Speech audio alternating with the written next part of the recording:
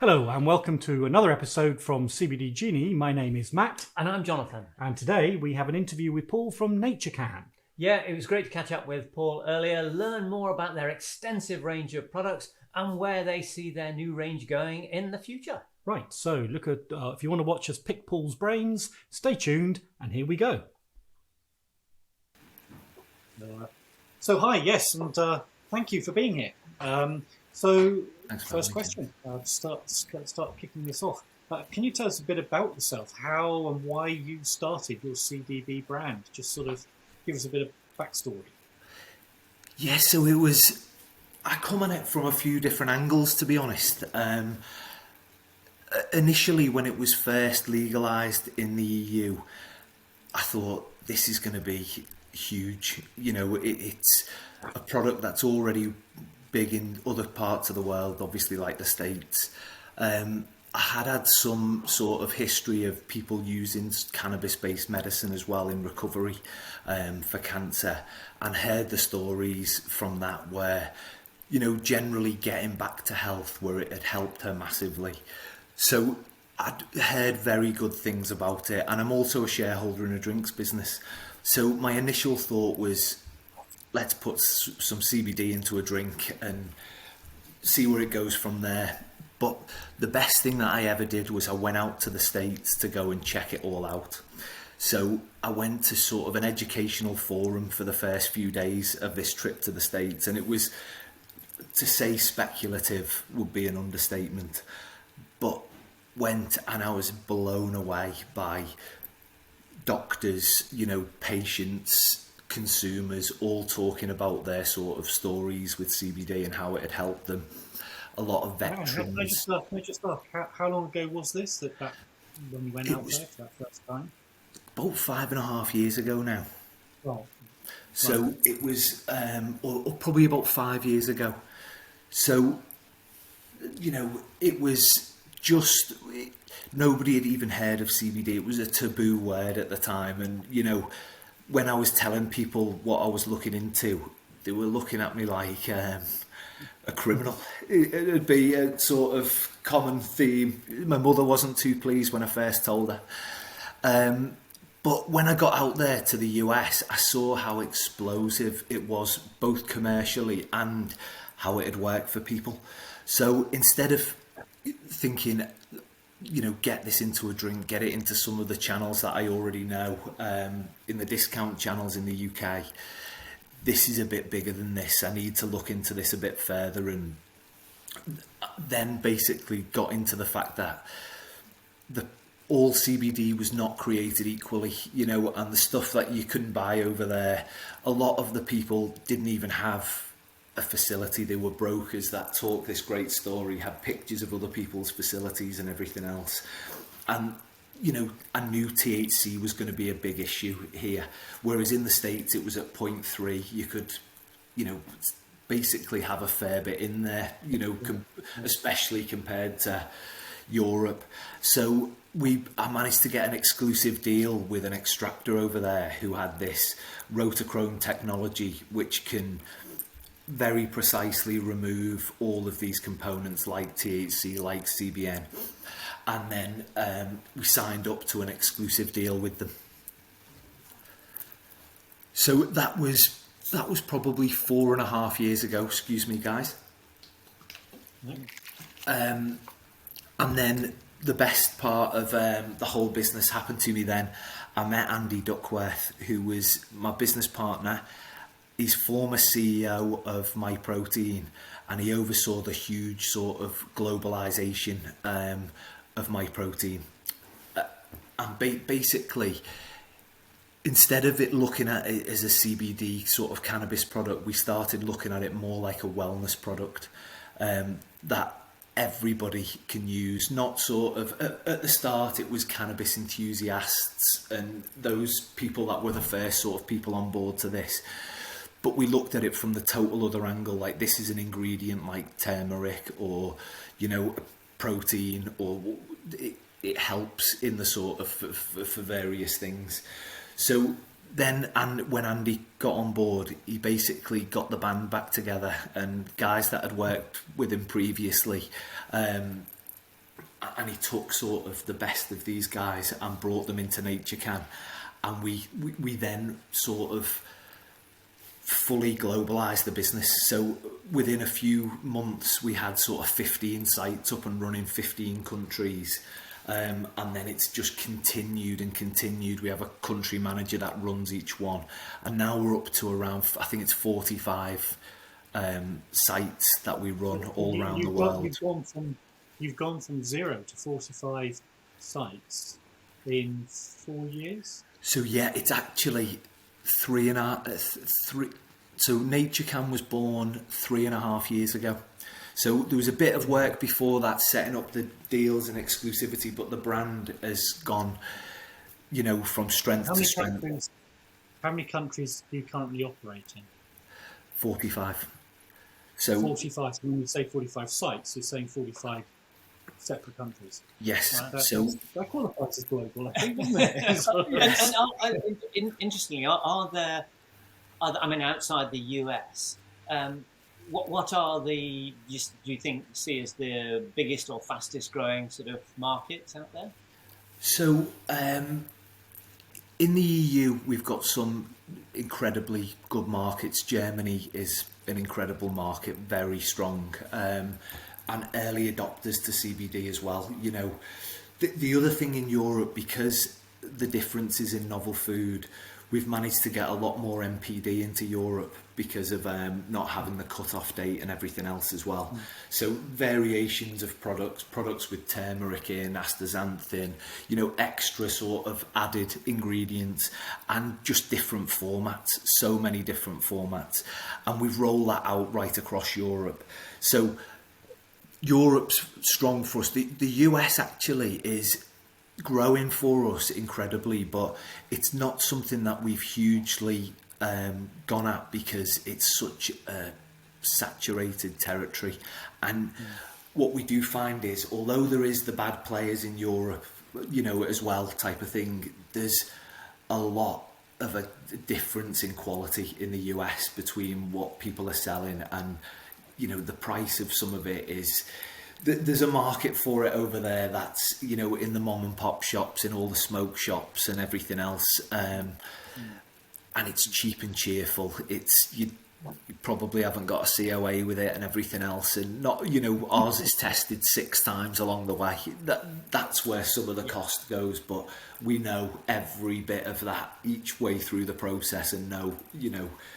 So presumably the dynamic in America, it must be very different to EU countries, and us included, where THC products are essentially restricted, marijuana, cannabis illegal, whereas in the States, with a lot of states now, of course, they're opening up the personal use and even growing of cannabis. It's sort of the mindset must be very different towards CBD compared to how it is over here.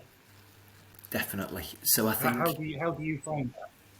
So the other interesting sort of other channel there is these new synthetic cannabinoids that are derived from hemp, like Delta 8, Delta 9. Because they're derived from hemp, they can be sold in the same places as CBD, but they do give you a high, so that's the other side of the US market that's exploding at the moment. But how long that'll last for, we don't know, because, you can buy these drinks and cookies and gummies in Texas, which they don't have any recreational cannabis, they don't have any sort of medicinal cannabis. So there's like loopholes in the law there. So you find that that's a market that some of the CBD producers, that when looking at it from the long term, in for a bit of a smash and grab, have actually moved on to that now, where they're moving into that sort of synthetic market. Whereas, and it's a lot more common in the States, where people know what it is straight away. They use it. They've used, the dog uses it. Pet CBD is big over there as well. And obviously, because of the rules over here, we can't do it in the UK. But we do have it in, I think it's 23 countries. So we can't do pet CBD in the UK, but we do UC2 collagen products and things like that as well for pets. And also the Far East, going back to the original question of where sort of the growth is. Japan's one of our big markets, and that's a complicated market because you have to specially prepare the raw ingredient differently to everything else. You have to have customs clearance, and so not an easy market to operate in, but again, the expertise that's within the business allows us to do it. And we actually offer next day delivery in Japan as well, because we've got a warehouse out there. And currently my partner Andy is out there. He's been in there today and had dinner with the Kaz, the owner. Right. Wow, that's very cool. That's good. So, I mean, well, the question I was going to ask next is the range of product you have. I'm almost frightened to ask because I mean, the scale of your operation is considerable. And when we're talking to a whole range of people in the CBD market in the UK, and of course we're talking to people that are very small, sort of almost micro businesses, looking to grow and expand, of course. But you've had an explosion of expanse. So when we ask some people, the range of products, they might have a range of gummies, for example, and that's the extent of what we do. Asking you this question, I'm asking almost sort of get ready. Gentle. Yeah. What is the scope of CBD product that you offer? So CBD wise, to break it down into the divisions of the business as well, because we've got a pet division which has some CBD. We've got a protein fitness division, which is protein, creatine. We've got obviously CBD, which is our biggest division. And then we're also in Medcan now as well, and working on licenses in various different. So on the CBD side alone, I'd say we've got over 300 products now. Wow. So that includes capsules with things like Novasol CBD, which is 185 times, which is 16 times more bioavailable and 88% over 24 hours. 16 times faster acting and 88% more bioavailable. I apologise. And we also put some Novasol turmeric in some products as well, which is the 185 times more bioavailable turmeric. And this is a joint venture that we have with a German business. So innovative products as well that nobody else has got. And then a full capsule range like I was talking about before, with things like astaxanthin in there, vitamin C, let me think of what else there is. All sorts. That's just in capsules. Yeah, I know. I would say, I had a look at the obviously through the website and stuff, and it is pretty extensive side of it. But in that in that whole sort of portfolio, is there one product or product type that you feel is going to be core to you sort of going forwards, the one that actually is probably carrying some innovation with it? That like I mentioned, that product, because of its bioavailability, and we're currently doing studies with Liverpool John Moores University about with this at the moment as well, human studies. We sell a lot of tinctures still. Tinctures work so well for people. For me personally, before I go to bed of a night, I take one of our 40% tinctures, a few drops, 10, 15, 20 minutes before bed, and sleep like a baby. It's incredibly busy in our business at the moment, so 6 hours a night, but it's 6 hours blackout sleep. What we do find is things like sprays work well for people as well, where we've got various different sprays. But the funner formats as well, where if people, as you mentioned, gummies, we've got a big range of gummies from sort of, sour cherries to vegan, right across everything. We've got them with various different ingredients in them as well. They're something that, people with anxiety, for example, that have them sat in the house where don't necessarily take the CBD at the same time every day, and it's more on a sort of topping up of the system of how they feel, or they do take the CBD at certain times each day but sometimes need a top up. that's where the gummies and the chocolate and things like that. The chocolate is just, you cannot put it near me. It's gone. I'm terrible with the gummies as well. I've got the worst sweet tooth, but the chocolate's just, I feel like checking the weights on this. I haven't just ate that. They must have mispacked this. There's been 3 less in that pack, surely. Yeah, but like you said, I think that is an interesting bit as people start to get used to the idea of CBD and not seeing it in such a narrow way. The idea of you can take something, something maybe at a base level, but the idea that you can actually just add to that as and when needed, I think is a real sort of more sophisticated approach to it almost. Yeah, I think so. That you look, and that is the sort of interesting thing about the States, actually, that there is a huge sort of breadth of products, like as in there's so many brands on the market, but they're all doing similar things, where there's not, where we really innovate. We have new products. The biggest sort of conflict in the business is the MPD and the regs team, because the MPD team are want to knock out new products every month, and then the regs are, this got to be done, that's got to be done.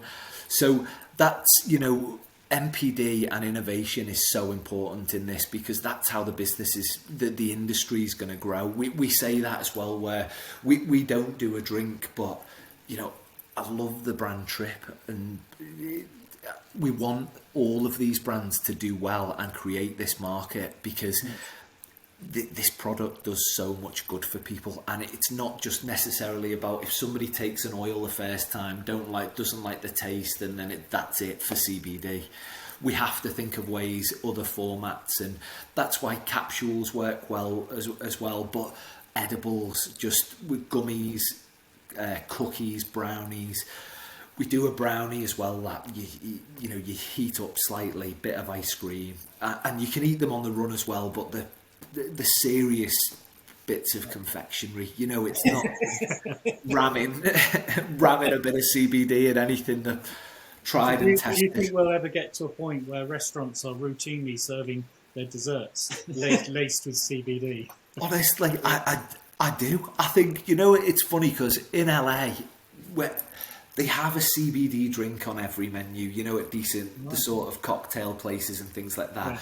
Whether it's a cocktail or it's an actual like CBD beer, or it's something along those lines. I tasted some CBD CBD. It was like a soda, from a company that's making a full range, including THC drinks and everything else. When we were out at MJ Biz, some of the team were out there, and these guys have got a range of about 15 different beverages with CBD, CBN, CBD and CBN, THC and CBN. I was thinking, one couple of sips of that, you'd definitely be asleep. But it's all, this innovation's coming. That was we were at MJ Biz last week, me and Paul Holmes, our regs guy, and Dave Hughes, who's our head of purchasing, to have a look what's in the market and everything else as well, and see some of our suppliers out there. So it was booming is the only way to describe it as well. Where there's a bit of fear of the market contracting in some places and everything else as well. This was bigger than ever, busier than ever. What you know from the US market and from what you know about other countries in terms of their positioning with CBD, how do you think, very more specifically, more localised to the UK, where do you see, or how do you see things developing over here? Do you think we are moving towards the kind of more open, freer market that they have in the States, or do you think that the regulations over here are going to tighten up? How do you see it developing sort of domestically? I think this novel food process is going to be key to how the market develops over this next 12 months. So, we were one of the first ones that went on the list. So when they revealed it on the date, we were one of sort of 70 on there, and then now there's 12,000 on there. So it was a day of celebration, and then short-lived because there's a lot of brands trying to get on there, and the FSA have got a hell of a lot to sort out here. That's the other thing, that this is not like, oh come on, this is an easy process, because they do need to tighten up the market. We've got to have the products that haven't got THC, haven't got heavy metals, have got the CBD in them. That these are all things that really isn't surely a prerequisite to any sort of industry. But the issue is the timing that it's taking to weed out the bad players. Are you plugged into any knowledge as to what sort of time frame you think it's going to take for the FSA to get ahead of the curve? I think there was talk of it's not going to be till last quarter next year before there's sort of full authorisations. So I think it's going to. Again, no disrespect to the FSA, but it's often missed these timelines as well, because people are throwing everything in at the last minute, and this can't happen, that can't happen. And because it's so complicated with the Home Office as well, I think that's another thing that could, like the ACI and the CMC are in discussions with various government authorities about where CBD sits and where medicinal cannabis sits. And if it's taken out of the Home Office's hands, and it doesn't have to be managed by them, and there's a set limit for THC that comes in before it becomes an issue for them, that can sort everything out sooner. So I think there's so many spinning plates with this that could help. If one drops, it could help drop them all, type of thing. But it's until that happens. Yeah. Okay. Oh, well, I mean, there's a lot to take on board and digest, but I think certainly gives us a flavour for where it is Naturecan sits, and seems like I say, fantastic range of products on offer, and exciting to see just how much innovation is coming to it. So thanks very much for your time, Paul, and I'm sure we'll catch up with you again as and when we start to see some new products coming out, and we get to share those with our audience too. Yeah, most definitely. Thanks very much, fellas, for having me. Really appreciate it. That's all right. Thank you, Paul.